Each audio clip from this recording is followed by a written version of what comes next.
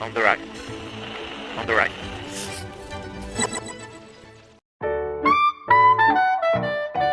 How will be able to provide a space to my kid where he or she can experiment with the things? Experiment with the things in the terms of science. Does NIOS also provides labs to experiment or something? What are alternative schools? And what do you think about the cost of unschooling? I think when we talk about science experiments, your kitchen and bathroom are the best labs to start from. But having said that, thankfully, cities like Bombay, Pune, Calcutta, they do have private spaces where there are experiments where they encourage you to come and as a group and maybe as a homeschooling group, you can go attend certain days and experiment within the given boundaries. I think the best is that you can control your finances because you are not compelled to pay the fees. You choose your monthly expenses. You choose your annual expenses. But How do you find like-minded people to build a community and work together? Like you have created the tribe, so I would like to know the process around it. I think again, I would say it goes back to your intention. What are you intending? What is it that you see? And as an individual, I enjoy that process. So I go out connecting with people. But there may be parents who find it difficult to kind of go out and rather just be a part of something. So all individuals are different. So it kind of starts from you, your personality, and intent. Secondly, I think as unschoolers or open learners, we've always kept our home very, very open. So anybody and everybody is welcome. We started our meets at our place in Bombay, where I call the Mumbai, the space is always a crunch. But I think what was more important is that we connect, we meet people. And trust me, it's very magical, very magnetic way that you just connect with the right people, the right energy. So what you send out is what you receive. So I don't think it's very hard. It maybe the initial stages to find, to send the right message across and what are you looking for. Once when the tribe started, it started with one family, one friend. And then we were about 4 or 5 mothers who started meeting regularly and it grew. And it doesn't even happen that every time you have everybody on board for every meetup. But slowly and steadily, people get to know that, this is what you are doing and believe in, and they join hands. So, yeah, it's all very spiritual. Thank you for sharing it. It sounds, quite simple and at the same time very lovely. Like, how did you start that? How did you start that ride and how it is a magnetic experience for you? It felt nice when I heard you right now.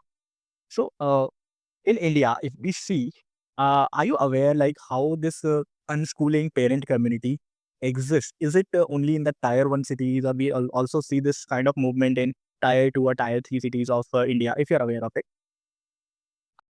Yeah, I wouldn't say unschooling to begin with, homeschooling. Yes, it's happening in a lot many parts of northern India, even in smaller cities in Maharashtra, down south, definitely. So it is a growing concept. It is where people are, going forward and want to explore this path as compared to just being in schools and the structured environment. Um, and thankfully, because if you have the main cities like Delhi, Bombay, Pune, Hyderabad, Bangalore, to the main Chennai, you have good groups or good communities, settled communities there. So it is fairly easy to connect with a larger community. Again, it depends on the intent. As you asked me, how did you start? And you definitely go through your challenges. When we started the meetups, 3 people would say, I'm coming in the evening. So I started with a 3 sessions at my place, inviting them over and chatting and everything. And then just half an hour before I would receive, responses that, sorry, not able to make it. That would be, kind of disappointing then because you look forward to it. But yeah, all these things are a part and parcel, of the journey. So even if you're in a smaller city or place like Aurangabad, you can go out and connect with the bigger community in the city or a metro. So it's there. So the support groups in the larger metros help people, from in and around connect with them. And there are a lot of WhatsApp community support groups. Definitely becomes easier. Virtually, it becomes much easier to connect, even if you're far and remote. But when you started, like you said that it started with homeschooling and then it started from northern part of India and then moved to the southern part of India. I'm just curious, like in which cities in northern part of India that this is happening, because for me, in southern part of India, it is actually happening. I don't find a lot of things in northern part of India where it is happening. No, northern part, in fact, I am in touch, since I do come from Delhi. So Delhi feels home, and I am a part of the Delhi homeschooling group, where you have a good community in Delhi NCR, and it's also now growing in Punjab. So yes, there are people. You have, in fact, I did an event in Delhi for the Tribe Cafe, and we had a family coming from Agra, especially for the event. They drove in the morning, attended, and went back the same evening. So it's happening. So where there's a will, where there's an intent, thing can and will happen. So what is important is to have those communities in the larger city so that people can kind of connect. What can the people from the tier 2 or tier 3 cities actually can do to build such kind of support for them, so that they feel motivated towards practicing it and don't leave it because of the lack of support? What can they do? Because I remember, like, I connected with few people who were doing homeschooling in Raipur, and they were finding the support structure for themselves. So what can they do for themselves? I think when you start with a smaller group and you start meeting and connecting, so when you form a support system for yourself where you are, and then later on connect with a larger circle. Because as I said, the technology is definitely there to support you. There are a lot of resources uh, within any given city, big city, town, village, anywhere. There are enough resources in today's times. And you attend. We also have certain events happening at the national level. We have LSUC, which happens annually. We have SAM, which happens, which is a homeschooling community where people come from all across all parts of India. So those are great events where you can go connect and then find your smaller connects within the locality that you are in. So I think it's much more easy in today's time to go out and find out, because there are a lot of Facebook groups. So there's a lot of virtual support which is there that you connect with. And at the end of the day, it rests on you how much effort you wish to go through. You may give up. And I think that's one of the important skills that we wish to bring about in our kids, that it's okay to fail and you will fail. And it's important to get up and move forward. So if they observe us doing that and not giving up, so you're anyway doing great, taking the message through.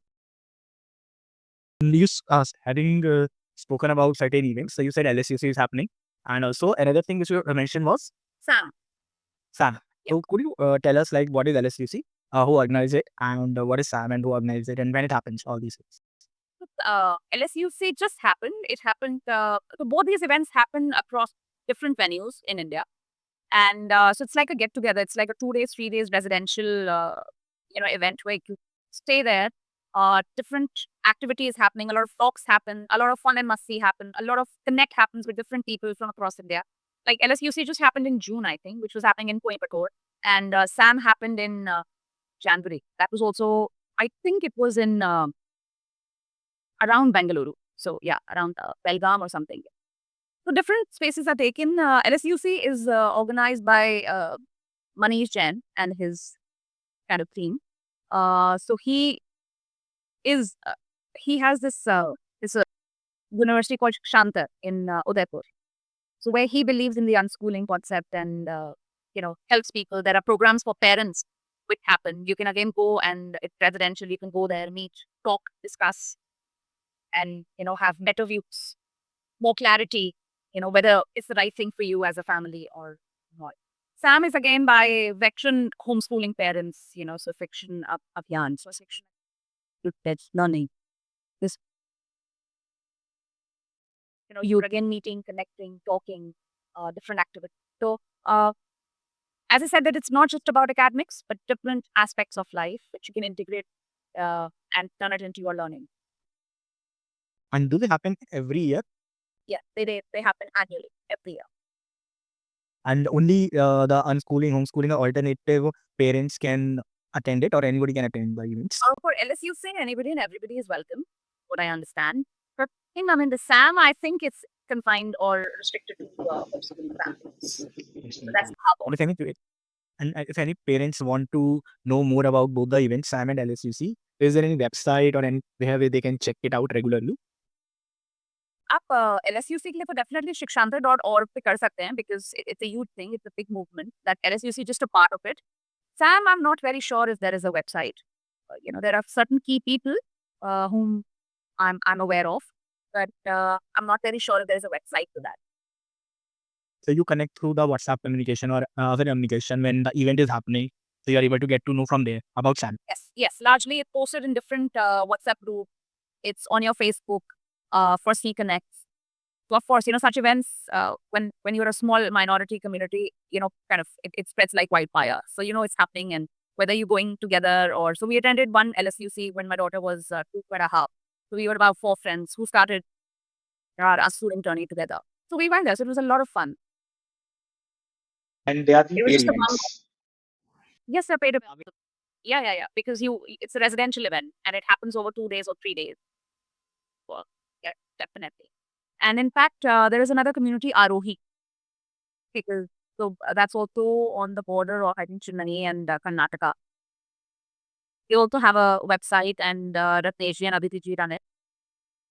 So in fact, their daughter is kind of, I always think of her because she kind of stepped out of school, she's now an entrepreneur, not done any degrees. So it's all possible. Yeah, having said RV, yes, I went to RV. We met there. So yeah, thank you for sharing RV too. So yeah, I think I've got a lot of insights on unschooling aspect and the mindset which requires it and the support structures which exist around it. But at the same time, it feels as a parent, I need to be continuously learning too around not just around what is unschooling or the mindset or the clarity, but maybe upgrading the subject knowledges so that design the experiences consciously for my kids. So that for that I also need time to upgrade myself. Is it true?